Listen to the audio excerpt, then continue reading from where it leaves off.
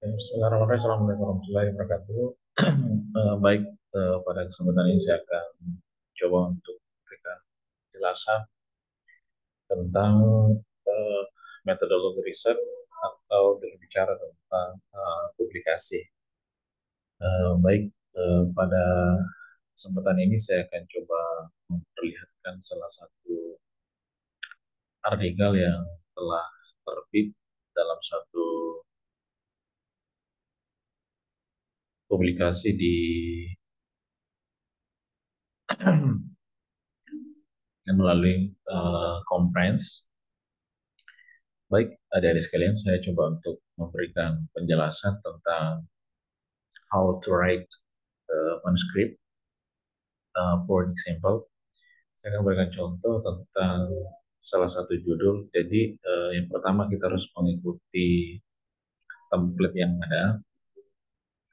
Apakah itu conference atau jurnal, itu bisa kita maksimalkan dengan membuat template-nya. Ini salah satu uh, judul tentang conference Exploring Education Futures Insights from Corporate Teachers on Elementary School Supervision. Kemudian di bagian nama itu diinginkan satu yang miring, satu yang horizontal, apa namanya, miring, ada yang lurus. Nama pertamanya first name itu sesuai dengan panduan yang ada. Kemudian department programnya, kemudian nama universitas, selanjutnya ada nama kode perguruan tinggi, apa kode negara. Setelah itu kita coba lihat bagian abstrak. Abstrak ini semua punya aturan. Ya. Abstrak bisa 200 sampai 300 kata, tergantung dari template-nya. Tapi yang perlu diperhatikan dalam penyusunan abstrak adalah kita fokus kepada tujuan. Misalnya ini salah satu paper. The study is managed the perspective of 19 cooperative teachers engaged in early childhood teacher education practice in Indonesia. Jadi di bagian satu kalimat pertama itu sudah punya tujuannya, tujuan. Ada juga abstrak diawali dengan introduction. Tapi untuk abstrak kompresi ini, manuskrip kompresi ini langsung tunjuk tujuannya dalam satu kalimat. Kemudian kita lanjut tentang metodenya. Ya, metodenya bisa dalam bentuk ini, through questionnaire and group discussion with 40 of these teachers. The research delves into the general backgrounds and professional training of cooperative instructor and based in their diverse supervisory approach. Ya. Kemudian this approach, bagian selanjutnya itu ada this approach. Ya, this approach. Kalau di bagian this approach-nya ini ada, ya. Kemudian findings, ya, findings, findings ini ada.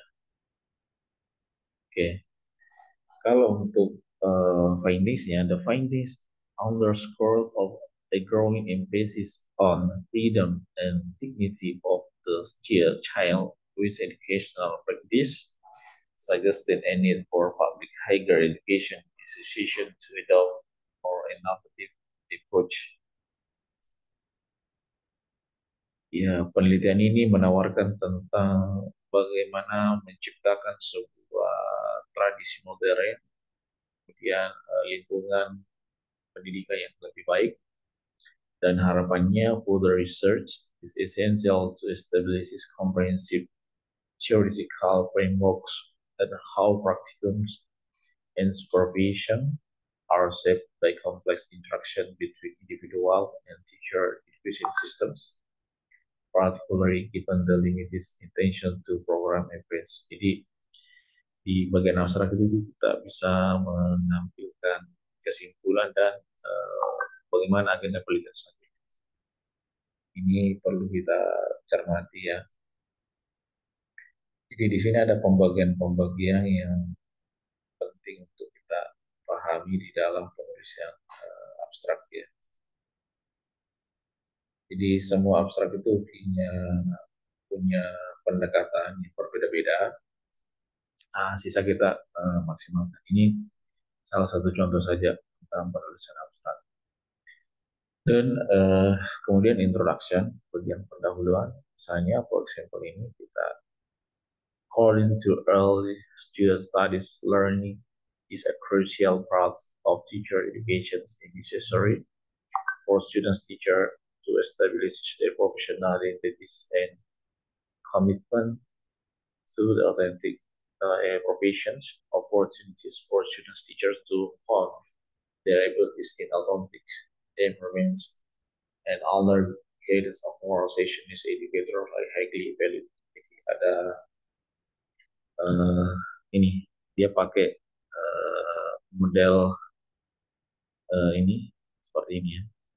Jadi itu tergantung nanti artikel yang kita mau tulis. Itu dari sekalian. Kemudian metodenya ada serta yang tadi sudah ada melibatkan tentang scholarly article, books, research paper dan beberapa literatur yang lain.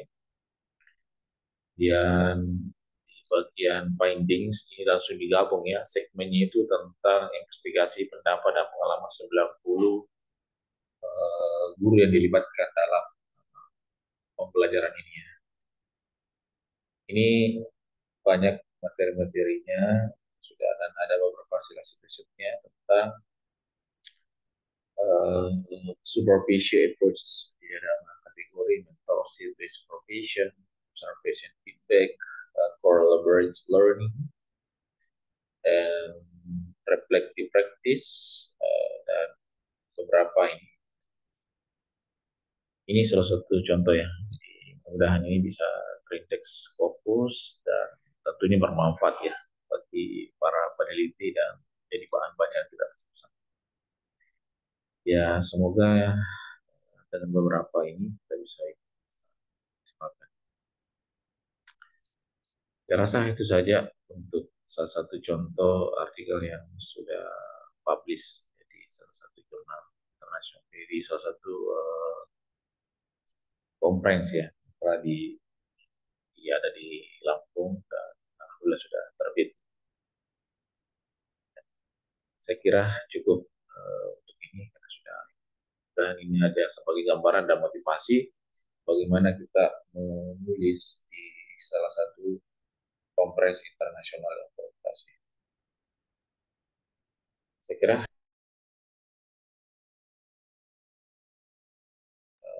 Assalamualaikum warahmatullahi wabarakatuh.